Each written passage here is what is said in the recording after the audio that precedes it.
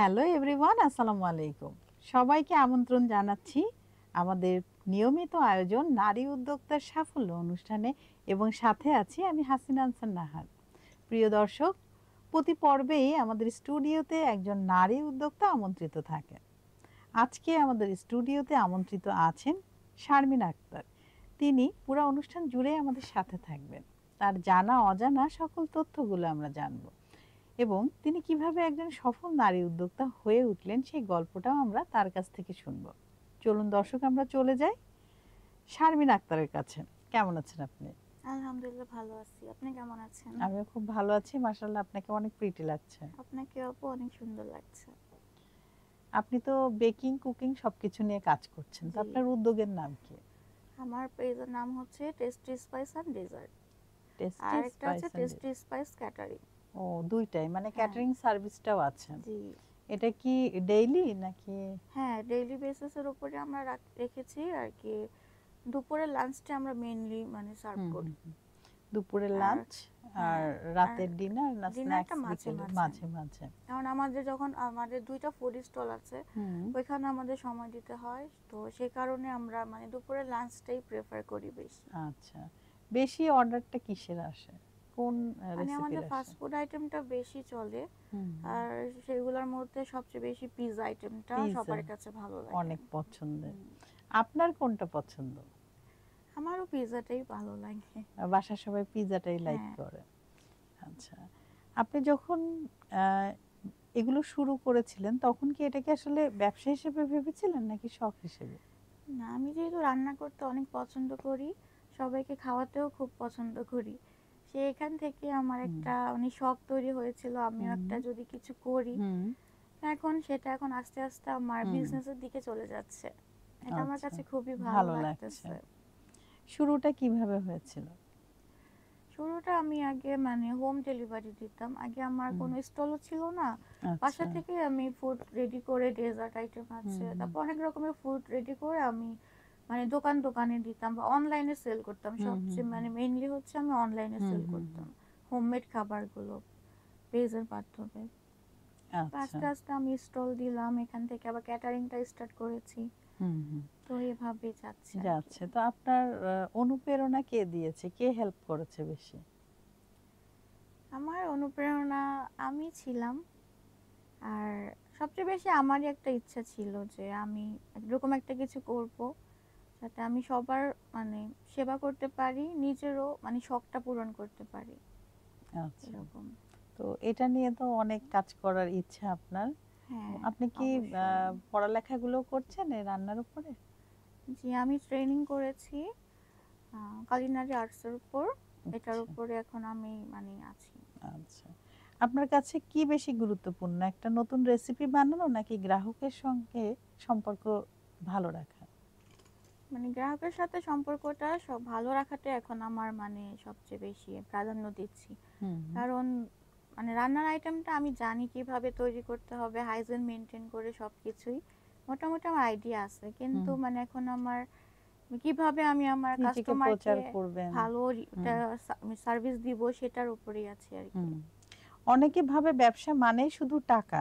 আপনার কাছে আসলে ব্যবসা মানে কি শুধু টাকা, নাকি আসল আনন্দ কোথায়? আসলে টাকা ছাড়া ব্যবসা করা যায় না, এটাও সত্যি। হুম কিন্তু দুইটাই লাগে, টাকাও লাগে, নিজের ইচ্ছা লাগে, হুম হুম পরিশ্রম লাগে, হুম সবকিছুই লাগে। হুম।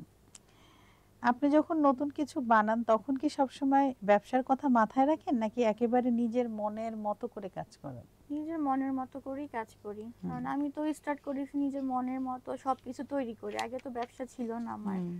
আচ্ছা, এটাই। আপনি যখন কাজটা শুরু করেন কোনো বাধা ছিল, সামাজিকভাবে বা পারিবারিকভাবে?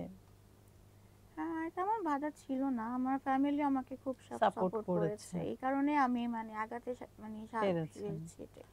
তো গ্রাহক যদি কোনো সময় খারাপ রিভিউ দেয় তখন সেটাকে আসলে কিভাবে নেন? হ্যাঁ, সবচেয়ে বড় কথা আমাদের এখন পর্যন্ত কোনো খারাপ রিভিউ আসে নাই। আসে নাই? এটা আলহামদুলিল্লাহ বলতে পারি, হুম আমরা হুম আমরা ভালো সার্ভিস দিয়ে যাচ্ছি। হুম আর যখন এরকম আসবে তখন আমরা আগে সেটা জানতে চেষ্টা করব যে তার হুম কি হুম প্রবলেম ছিল।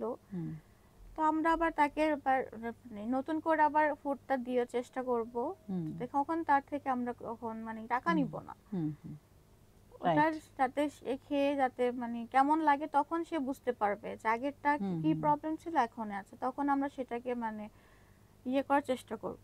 দর্শক এখানে কিন্তু যারা খাবারের ব্যবসায় আসতে চান তাদের জন্য অনেক বড় একটা লেসন আছে। আমাদের প্রশ্নটা ছিল যদি কখনো ব্যাড রিভিউ আসে তো সেক্ষেত্রে আসলে করণীয় কি? অনেকেই কি করে কমেন্ট গুলা ডিলিট করে দেয়, আবার অনেকে তাকে ব্লকও করে দেয়, আনফলো করে দেয়, আনসিন করে দেয়। বাট এগুলো করা যাবে না, গ্রাহকের সাথে সম্পর্ক নষ্ট করা যাবে না। আপা যেটা বললেন উনি কিন্তু আবারও তার কাছে জিজ্ঞাসা করেন যে আসলে প্রবলেমটা কোথায় ছিল, কোন জায়গাটা কারণে এই ব্যাড রিভিউটা এসেছে। তারপর সেই হচ্ছে সমস্যাটা শোনার পরে সেটা সমাধান করে তিনি কিন্তু সেই ফুডটা আবার তাকে ডেলিভারি করছেন এবং এবার কিন্তু তিনি চার্জটা নিচ্ছেন না।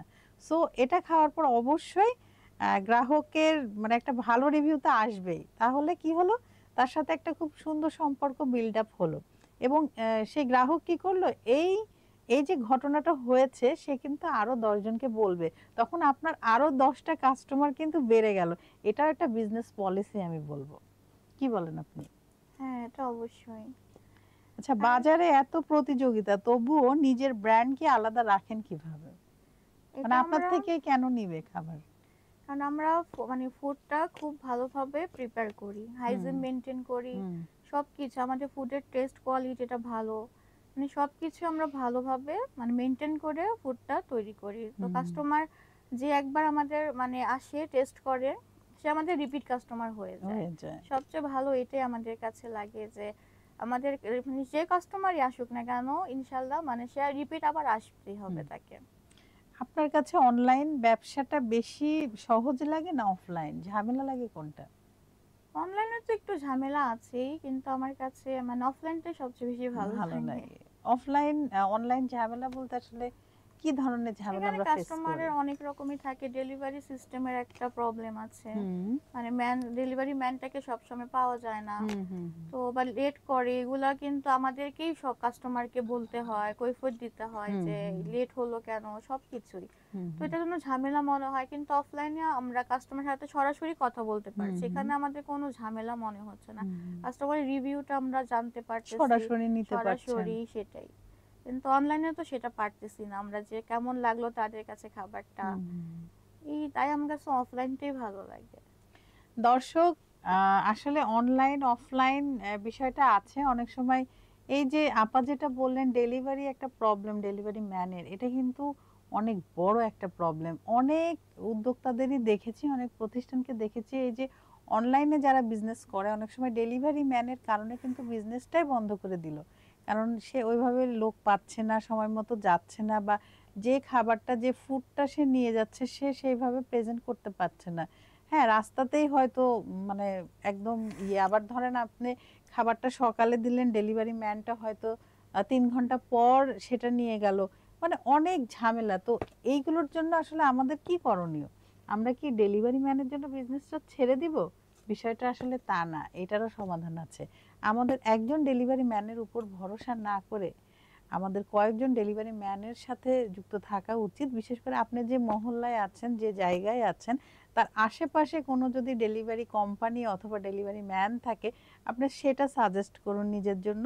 এভাবে কিন্তু আমরা এই ডেলিভারি ম্যানের সমস্যাটা সমাধান করতে পারি। যখন কোনো বড় সিদ্ধান্ত নিতে হয় তখন কি অভিজ্ঞতার উপর ভরসা করেন নাকি নিজের অনুভূতির উপর?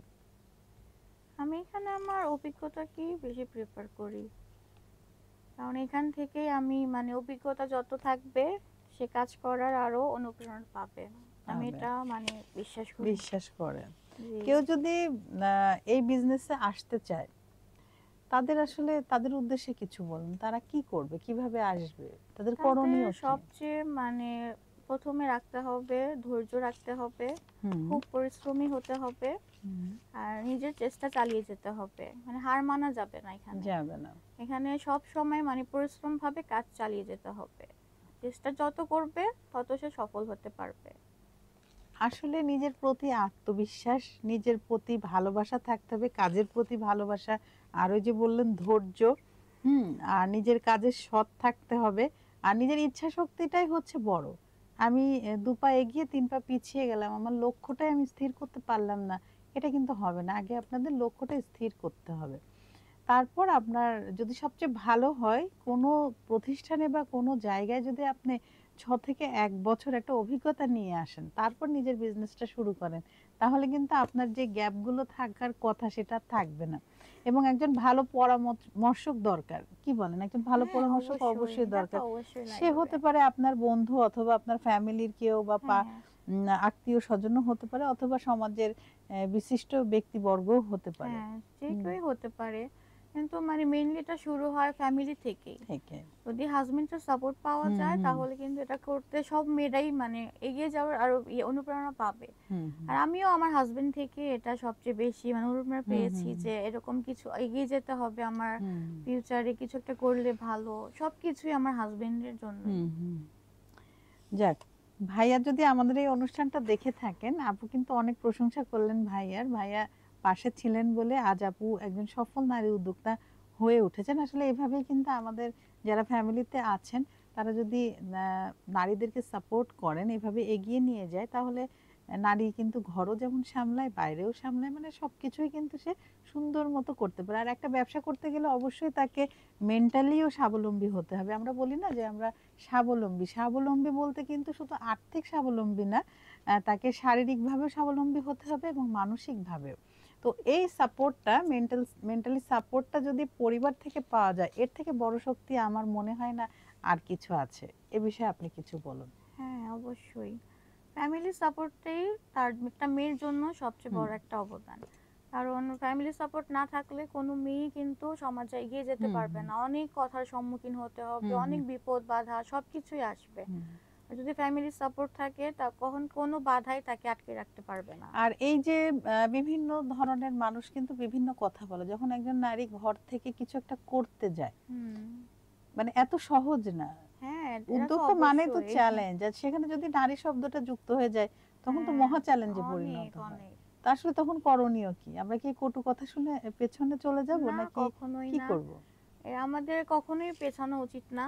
মানে আমাদের উচিত আমাদের নিজের ইচ্ছা শক্তি সবকিছু মিলিয়ে আমাদের এগিয়ে যাওয়া উচিত। মানে কে কি বললো এটা শোনার আমাদের দরকার নেই। হুম, হুম, সেটাকে হুম। আমরা না শুনে আমাদের মতো করে আমরা এগিয়ে যাব। আমাদের যে কাজ আছে আমরা সেটা হ্যাঁ, করে সেটার যাব। উপরে আমরা ফোকাস রেখে আমরা এগিয়ে যাব। হুম। কে কি বললো না বললো এটা দেখার সময় নাই এখন সময় নেই আমাদের। কারণ, কারণ আমাদের অনেক কাজ। যারা সেটাই। কাজের মানুষ হয় তারা কিন্তু এগুলো দেখে না। সাউন্ড আসবেই। নেগেটিভ সাউন্ড বেশি আসবে, বাট সেটা নিয়ে পড়ে থাকলে হবে না। হ্যাঁ, সাউন্ড আসতেই পারে। আপনি তাকে বোঝাবেন। ১ম এ কথা দিয়েই বোঝাবেন, তারপরে কাজ দিয়ে বোঝাবেন। তারপরে যদি সে না বুঝে, তখন ভাববেন সে আসলে আর বুঝবেই না। মানে সে চায় না বুঝতে। সো তাকে লিভ করুন, আনফলো করুন, আনসিন করুন, যাই করুন, বাট তাকে ছেড়ে দিন। কারণ সবাই আপনার বন্ধু না, এটা মাথায় রাখতে হবে। পজিটিভ এনার্জি যারা আপনাকে দিবে আপনারা তাদের সাথে চলুন, নেগেটিভিটি হ্যাঁ, থেকে দূরেই থাকুন, তাহলে আপনি মানসিক শান্তি পাবেন। যার যেখানে মানসিক শান্তি, সেই জায়গাগুলো সেখানে আমাদেরকে রাখতে হবে। এবং সেটাই। আপনাকে যে বুঝছে, হ্যাঁ, এটা কিন্তু অনেক মেন্টালি একটা প্রেসার পড়ে যখন এরকম নেগেটিভ সবকিছু হয়। এবং আমরা হ্যাঁ, এটা আমরা তো বেশিরভাগ অবশ্যই। দেখেছি, আমরা যেখানেই কাজ করি না কেন, কাজের জায়গায় কিন্তু সবাই একরকম হয় না। হয় না। তো আপনি সেটা কিভাবে হ্যান্ডেল করেন যদি এরকম এখানে তো অনেক প্রতিদ্বন্দ্বিতা থাকে, অনেকে প্রতিযোগিতা, অনেক হ্যাঁ, অনেক চ্যালেঞ্জ? কিছুই হুম। থাকে। তো কিন্তু সেগুলো কিভাবে হ্যান্ডেল করবেন? সেগুলো আমার দেখার বিষয় না। আমি সেগুলাকে মানে কেয়ার করি না বলতে গেলে। হুম, আমি সেগুলাকে মানে না ইয়ে করে আমি সামনের দিকে এগিয়ে যাই। আমার হুম, নিজের হুম, সব কাজ দিয়ে, আমার ইচ্ছা শক্তি, মেধা হুম, হুম, সবকিছু দিয়ে আমি এগিয়ে যাওয়ার চেষ্টা করি। হুম, হুম, হুম, কে কি বললো এটা আমার হুম, বিষয় না। দেখার দেখার বিষয় না, বিষয় না। টাইমও নেই আমাদের, হ্যাঁ। এত সময় নেই। তো একজন নারী উদ্যোক্তা হিসেবে কাজ করতে গিয়ে সমাজ আপনাকে কেমন দেখছে বা দেখেছে, বা সহজ করেছে নাকি আরো কঠিন? সমাজের কাছে একটা নারীর এগিয়ে যাওয়া কখনোই কিন্তু ভালো চোখে সবাই দেখে না। হুম, হুম, এটা সব সময়। কিন্তু তারপরও আমাদের উচিত মানে তাদেরকে বোঝানো। যদি তারা না বুঝে তাহলে আমাদের কিছু করার নেই। আমরা আমাদের কাজ চালিয়ে যাব। হুম, এটাই। হুম, হুম। সেটাই। এবার চলে যায় আপনার ছেলেবেলায়। ছেলেবেলা বেড়ে ওঠা কোথায়? পড়ালেখা? আমার সবকিছুই ঢাকায়। আমরা ঢাকার লালবাগের স্থানীয়। তো এখানেই আমার সবকিছু। তো বেড়ে ওঠা, স্কুল, কলেজ সবকিছুই। ছেলেবেলার তো অনেক স্মৃতি আছে। তো আসলে আমাদের মানে সুন্দর সোনালী দিনগুলো কিন্তু ওইটাই ছিল হ্যাঁ, ছেলেবেলা। তো অবশ্যই। ছেলেবেলায় যখনই আমরা ফিরে যাই আমাদের মনে কিন্তু একটা অন্যরকম আনন্দ অনুভূতি হ্যাঁ, আবার দেখা যদি দেয়। যেতে পারতাম। আবার যদি ফিরে যেতে সেটাই। পারতাম সেই দিনগুলোতে, না ছিল কোনো পড়ালেখা, না চিন্তা, না হ্যাঁ, ভাবনা, এখন তো মানে অনেক একদম টেনশন। কোনো প্রতিযোগিতা, কোনো চ্যালেঞ্জ না। হ্যাঁ, তো এমন কোনো স্মৃতি আছে যেটা মনে পড়লে ভালো লাগে? মানে ছোটবেলায় আমরা মানে সব আমরা ছোট, ছোট মানে যখন হুম, ছিলাম হুম, আমার হুম। ভাই-বোনরা মিলে, বেশিরভাগ বোনরা মিলে এটা খেলা হতো। মানে ছোট, ছোট হাঁড়ি-পাতিল দিয়ে হুম, রান্না হুম, করা হুম। ওই হতো। যে তখনই এগুলো কিন্তু তখন থেকে কিন্তু রান্না রান্নার করার একটা একটা ব্যাপার ইচ্ছা চলে চলে আসতো। আসছে। হ্যাঁ। এটাই। আমরা যেটা করতাম, আমরা বান্ধবীরা আমরা কিন্তু ওই প্রতি মাসে একটা পিকনিক করতাম। হ্যাঁ, সেটা আমরাও এবং করতাম। ওই রান্নাটা আমরা সবাই মিলেই হ্যাঁ, করতাম। হ্যাঁ, একটা সেটা চাঁদা আমরাও আমরা করতাম। ধরতাম এবং তখন ওই যে ছিল না হচ্ছে ক্যামেরা, ওই যে ফিল্ম কেনা হ্যাঁ, লাগতো। হ্যাঁ, আমরা ওইখান থেকে যে চাঁদাটা উঠতো আমাদের, সেটা দিয়ে আমরা এই বাজার-টাজার করে রান্নার জন্য একটা অংশ রাখতাম। আর বাকিটা আমরা ওই ফিল্মে হ্যাঁ, সবার সেটা আমরাও এতগুলা করেছি। করে আবার ওয়াশ করা লাগতো হ্যাঁ, ছবি। ছবি ওয়াশ সেটার করে মজাই সবাই আলাদা নিতাম ছিল। ভাগ করে হ্যাঁ, হ্যাঁ, টাকা। ভাগ এটা করে বেশিরভাগ নিতাম। করা হতো আমার স্কুলে। যখন পিকনিক হতো হুম, বা হুম, মানে যেটা হতো সব ফ্রেন্ডরা মিলে, হুম, হুম, হুম, বান্ধবীরা মিলে আমরা এই কাজটা করতাম। হুম, হুম, সবাই টাকা উঠিয়ে মানে এরকম ফিল্ম কিনতাম, ছবি হুম, হুম, তুলতাম, হুম। সবাই ওয়াশ করতাম। এরকম মানে করেই নেওয়া অন্যরকম হতো। একটা দিন ছিল। সেটাই। এখন তো ছোটবেলা সেগুলো সবারই অনেক হ্যাঁ, আনন্দের ছিল। হ্যাঁ, অনেক আনন্দের প্রতিটা মানুষেরই। আর ছেলেবেলার স্মৃতি আসলে ভোলার না। ভোলা যায় না। কিন্তু আমার মনে হয় কি প্রতিটা বয়সেরই কিন্তু একটা সৌন্দর্য আছে। যেমন হ্যাঁ, ছেলেবেলার একটা সৌন্দর্য ছিল। আমরা যখন মাঝ বয়সী আমরা যখন আমাদের বিয়ে হলো ওই সৌন্দর্য ওইটা আরেক একরকম। রকম, আবার আমাদের সন্তান হলো ওইটার একটা ওটা আরেক সৌন্দর্য। রকম। সেটাই। মানে সব বয়সেরই স্বাদ আমরা কিন্তু নিচ্ছি না? হ্যাঁ, এটার প্রয়োজনও আছে এবং আমরা যখন বৃদ্ধ হব, সিনিয়র সিটিজেন হব, তখন কিন্তু আবার আলাদা একটা সৌন্দর্য। হ্যাঁ। তো তখন যদি আসলে একরকম থাকতো তাহলে একঘেয়েমি চলে একঘেয়েমি আসতো। চলে তখন আসতো, ভালো ভালো লাগতো না লাগতো না। একটা ইয়া থেকে। এখন হ্যাঁ, কিন্তু যেটা ভালো লাগে, আগের দিক ভালো লাগতো, ওগুলা মনে থাকতো না। হ্যাঁ, রাইট। একঘেয়েমি একটা লাইফ হয়ে চলে যেত। আসতো। হ্যাঁ, এটাই। রাইট। এইজন্য আসলে এগুলোর এই সৌন্দর্য আলাদা এবং এগুলোর প্রয়োজনীয়তা আছে হ্যাঁ, আমাদের। সেটাই। তো আপনি মানে আমরা কথা বলতে, বলতে কিন্তু অনুষ্ঠানের শেষ দিকে চলে আসছি। তো আচ্ছা। আপনার ফিউচার পরিকল্পনা কি? আর ফিউচার পরিকল্পনা এটাই, আমি আস্তে, আস্তে আমার ব্র্যান্ডটাকে সবার মাঝে তুলে ধরবো। হুম, এখন হুম। তো আমারটা লালবাগের আশেপাশে হুম, আছে। হুম, হুম। আমি চাই মানে সারা বাংলাদেশের প্রতি জেলায়, জেলায় আমার ব্র্যান্ডটাকে আমি যাতে পৌঁছে দিতে পারি। আপনার জন্য অনেক, অনেক হ্যাঁ, শুভকামনা। ধন্যবাদ। আপনার কেমন লাগলো আমাদের নারী উদ্যোক্তার সাফল্য অনুষ্ঠানে হ্যাঁ, এসে? অনেক ভালো লাগলো। আমি এখানে এসে আমার মনের কথাগুলো শেয়ার করতে হুম, হুম, পেরেছি। তো হুম। অনেক ভালো লাগছে আমার ভালো কাছে। লেগেছে। আবারও নতুন কোনো আয়োজনে আপনার সাথে দেখা হবে। দর্শকের উদ্দেশ্যে ইনশাআল্লাহ। কিছু বলুন।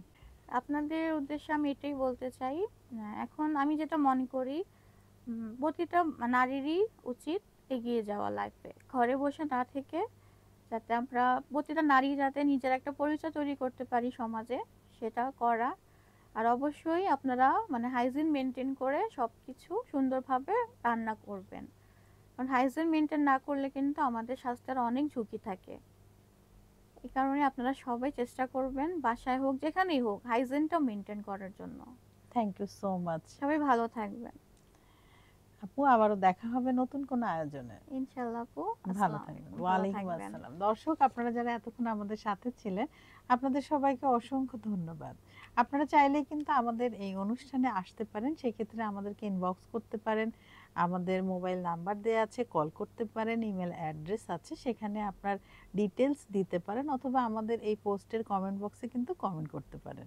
কমেন্ট করে আপনার সিভিটা দিতে পারেন। আমাদের অফিস থেকে আপনাদের সাথে যোগাযোগ করবে। আসলে দর্শক প্রতি পর্বেই কিন্তু আমাদের প্রত্যাশা থাকে নারীর স্বাবলম্বিতা এবং নারীর সফলতা। সফলতায় ভরে উঠুক নারীর জীবন, এই কামনায় আজকের মতো এখানেই শেষ করছি। আমি হাসিনা আনসার নাহার। আবারও নতুন কোনো অতিথিকে নিয়ে আপনাদের সবার মাঝে আমি উপস্থিত হব। ততক্ষণ পর্যন্ত আপনারা সবাই ভালো থাকুন, সুস্থ থাকুন এবং আমাদের সাথে থাকুন। আল্লাহ হাফেজ।